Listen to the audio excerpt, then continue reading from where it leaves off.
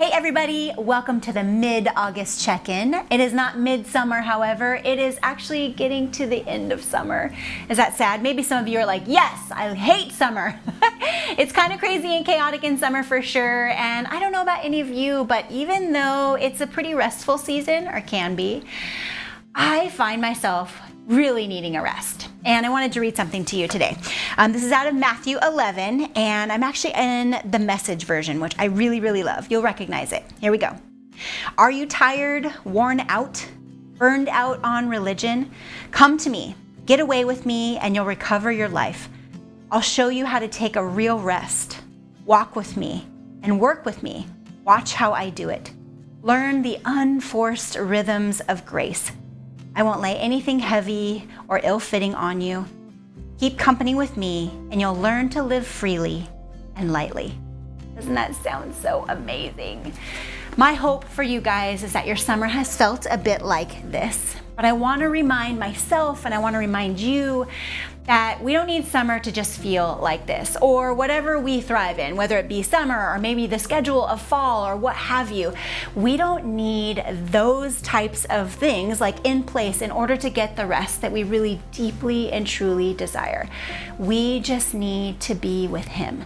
We need to spend time with Jesus.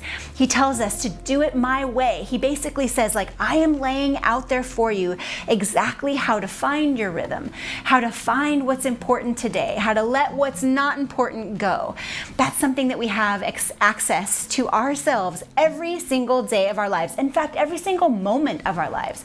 When you're feeling really tired and that you need a break, reach for Him. One of my encouragements to you is that we can actually do this throughout our day. Okay, so maybe you start your morning with some quiet time and you do spend that time with Jesus. But you have a really hectic day and you're finding around after lunchtime maybe, or maybe just before lunchtime. Maybe you've had a bunch of meetings or you've had a bunch of appointments or something just gets crazy and you need that extra little jolt. It's okay to stop to take 5 minutes to spend alone with Jesus. And one of the awesome ways that He actually models for us to do this on a weekly basis, which has nothing to do with summer months or Christmas break or whatever gives you the most joy and makes you feel the most at peace and most relaxed. Once a week, we can engage in our discipline, our spiritual discipline of Sabbath. And the cool thing is as Jesus is saying here, like, do it my way. When we read about Jesus doing Sabbath, He's not really strict about it. It's not like He says, I'm not doing anything. I'm only going to sit in my house and stare at a black wall and do literally nothing. That's actually not what He does. He's really intentional about just placing His heart and His mind, His hands and His feet before the Lord and saying, I am yours, Lord. Show me something new today. Fill my soul. Jesus still healed people on the Sabbath. He still did work, quote unquote. It was not really work for Him. It might be more work for us because we're not like as gifted as Him, right? But He still did these things on the Sabbath because they helped Him engage with the Father. We get to do this too. Once a week, we get to stop and we get to find the unforced rhythms of grace. We get to do this throughout our day too, of course, but we get to be really intentional once a week. So my encouragement today is this. Find a spiritual discipline of Sabbath once a week.